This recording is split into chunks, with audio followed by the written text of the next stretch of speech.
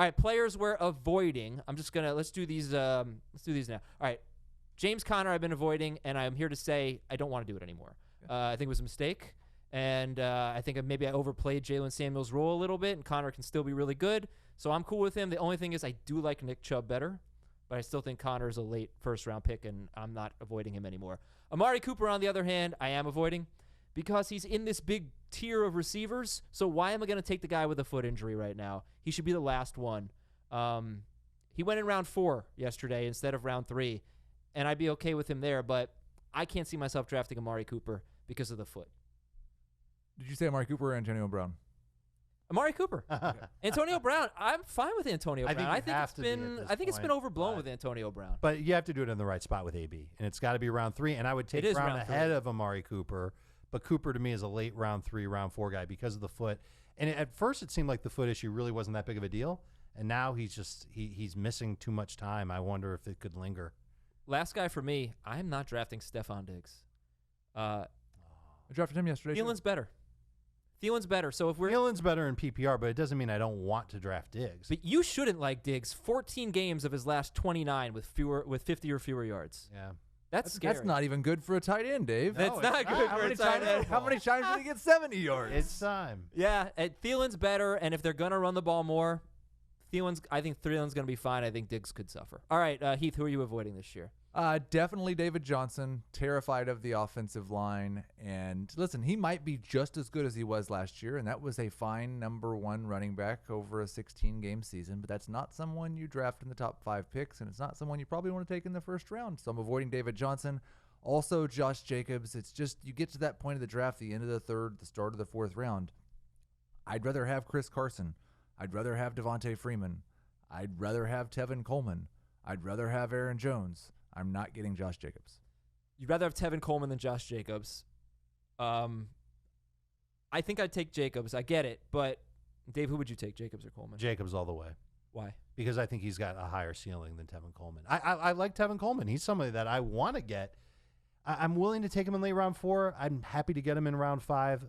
I think Jacobs has some pretty serious upside in that offense now that AB is back. To me, that's a huge factor. Having a guy force the safeties play back, it's going to make it hard for Josh Jacobs. I don't think they need to do that. No, but they're going to. Because they're afraid Derek Carr is going to hold on to the ball and actually throw deep? I think just the threat of the speed, and I think there will be enough times during the year where Tyrell Williams will get targeted deep and Antonio Brown gets targeted deep. That's going to force safeties to not try and stop Josh Jacobs first. Dave just touched my hand. It was very uncomfortable. This is why I work from home. And I got a couple of tweets after I talked about not thinking the Raiders were going to be a good offense from Raiders fans. It sounds like Dave thinks they're going to be a good offense. I think they'll be. I just think they're going to be bad. I think they'll be middle of the pack, efficient type of offense that isn't necessarily great with the deep ball, but they'll threaten with the deep ball. You understand the difference between the two? Yeah, I don't think a defense is going to say, "Well, you suck at throwing it deep." So they're we're just going to. I just think with what Derek Carr did last year, they are going to have to throw the ball deep successfully before teams are going to pay any attention to that at all. Because all he did last year was just Jalen Richard, Jared Cook, Jalen Richard, Jared Cook. Yeah, all right. There were 2 middle of the pack offenses last year that produced the 2 best running backs in fantasy, and that was the Giants and the Panthers. I could see the Raiders being as good as those teams were. They were like around 16th in total in scoring. I also don't think Jalen Richard's going to be as big of a factor as he thinks he's going to. And by the way, I'm not saying he's going to finish those 2 running backs *1. caught like 85, 90, 100 passes. I think he's going to catch more passes than Tevin Coleman. That was the last thing I was going to say. Yep. That would be surprising. No, very to me, Tevin Coleman's been an excellent pass-catching running back, and Josh Jacobs caught 35 passes in college? He will not share. Guys, the running backs don't really catch a lot of passes in college. You catch 20 in a year. That's so he's gonna lead the Raiders in running back targets. Raiders running backs in targets? Yes. Yeah, maybe. I guess it'll be close. I don't know what to expect from Coleman in the passing game. That is my big question. I don't have an answer. I'm looking forward to seeing it. He will lead all Bay Area running backs in targets. All right. Who else? Did you want to talk about anyone else? Nope. Okay, Dave, who are you avoiding? I haven't drafted Devontae Freeman in a single league yet this year. Worried about him getting a huge workload. I know we don't know who that other back is going to be, but the injury track record, plus how he came back from his first injury, tells me that the Falcons don't want to overload him, which is smart. And whether it's Ito Smith or Brian Hill or somebody else getting in there, they're going to take work away from him. And I also think the Falcons are going to be in a ton of track meets this year. I don't buy that their defense is going to be great. It'll be better than it was last year, but it's not going to be great. And I think Matt Ryan is just going to fire off a ton of passes again. It's why Matt Ryan is a top 5 quarterback for me. Julio is a top 2 wide receiver for me. Calvin Ridley's a top 24 receiver for me. Devontae Freeman, I'm not going to fight you taking him in round 3, but I'm not doing it. I can't find it within myself. Jacobs. Got Jacobs ahead of Freeman. Ingram or Freeman. I think I have Freeman a little bit ahead of Ingram, but it's really close. To clarify, when we say we're avoiding guys, it's not an absolute. It's at their ADP. Right. Like I'm avoiding Royce Freeman pretty much at all costs. Okay. I'm not avoiding Devontae Freeman. Royce Freeman's another guy I draft a lot.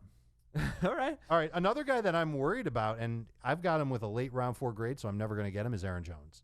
Tough schedule for Green Bay. Track record of Packers running backs. I can't wait to ask Eddie Lacy. I touched you again. No, you that hit time me. on purpose. Eric Young hit me. That was that was a hit. I literally tapped you like I was tapping glass. You're ready for at Eric a Young. fish tank. You are not ready for a wrestler to sit next to you for 6 hours. The track record of running backs with Aaron Rodgers worries me. This schedule worries me. And Aaron Jones' history with injuries worries me. And he's already had a hamstring injury already. I think the Packers running backs are going to split. He'll be the lead guy. It's almost the same thing as with Devontae Freeman in Atlanta.